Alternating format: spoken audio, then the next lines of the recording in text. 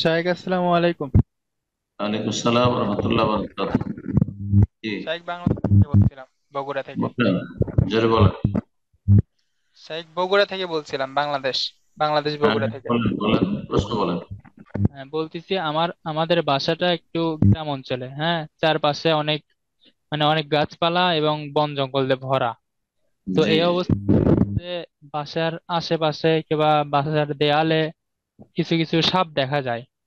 তো হুম, আমার মা বললো যে এমন একটা লোক আছে আমাদের এই এলাকায়, যে হুম, কালো জিরা আছে না, কালো জিরা কি জানি দিয়ে ঝাড়ফুঁক করে দেয়, ওগুলো ছিটিয়ে দিলে সাপ আর হুম, আসে না। হুম, তো এটা শৌকের বিষয়, তো আমার একটু আশঙ্কা হলো যে শিরক জানি না হয়ে যায়। তো আমি হুম। আর মাকে বললাম যে আম্মু, এটা শিরক হতে পারে। তো আমার তো জানা নাই ও কি দিয়ে ঝাড়ফুঁক দিয়ে দেয়।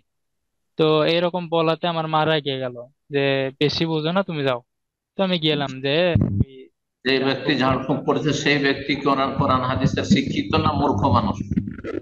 মূর্খ মানুষ আমার জানা মতে, সে নামাজ কালামও পড়ে না আমার জানা না, মতে। তা জায়েজ না, তাহলে অবশ্যই শিরকি কুফরি মন্ত্র তন্ত্র করে সে ঝাড়ফুঁক করেছে, তার কাছে যাওয়া জায়েজ না। কারণ যে দিন সম্পর্কে জাহেল, কোরআন সম্পর্কে জাহেল, তার কাছে আপনি যাবেন জানি করতে, আপনার মা যাবেন না, এগুলো তো শিরক আছে। অবশ্যই শির কুফরি আছে, শির কুফরি ছাড়া জাহেল মূর্খদের কবিরাজি হতেই পারে না। জি। আসসালামু আলাইকুম রহমতুল্লাহ। ওয়ালাইকুম আসসালাম রহমতুল্লাহ বরকাত। জি, শেখ, আমি সৌদি আরবিয়া থেকে বলতেছি। বলেন। আমার প্রশ্ন, আমার এক ফ্রেন্ড আছে এখানে, মাকসালা লন্ডি আর কি। তো হুম, লন্ডের দেখা গেছে জামা কাপড় ধোয়ার সময় পকেট থেকে টাকা, তারপর বিভিন্ন জিনিসপত্র পায়। তা আমি মাঝে মাঝে যাই বসি, দেখি দেন এরা এগুলো ফিরাই দেয় না, রিটার্ন করে দেয় না। আমি কই, এর কাস্টমার তো জানেন, লেখেন এগো নাম টাম সব আছে, তো ফিরাই দেন না কি জন্য?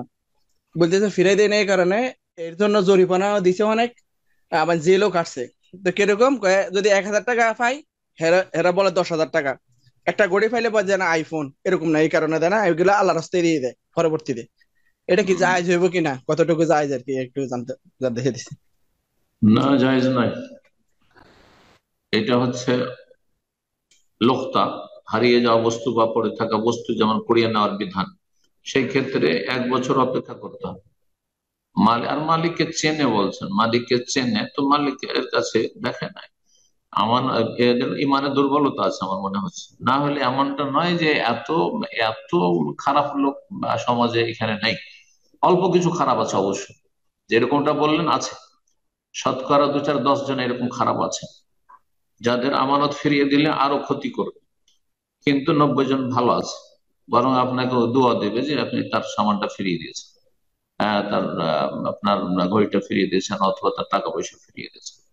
সুতরাং আর শতকরা 10টি কেসের জন্য 90টি ক্ষেত্রে মানুষকে ক্ষতিগ্রস্ত করবেন আর রেখে নেবেন। লন্ড্রিতে কাজ করে আর সেই টাকা পয়সাগুলি অথবা সেসব তাদের পকেটে যা কিছু পাওয়া যায় রেখে নেবে, এটা জায়েজ নয়। এ রুজি হারাম, যদি নিজেরা খায় হারাম, আর দান খেরাত করে তবু সেটা অব্যাহতি পাওয়ার জন্য, ক্ষমা পাওয়ার জন্য যথেষ্ট নয়। আল্লাহ মাফ করুক, অতীতে যা হয়েছে।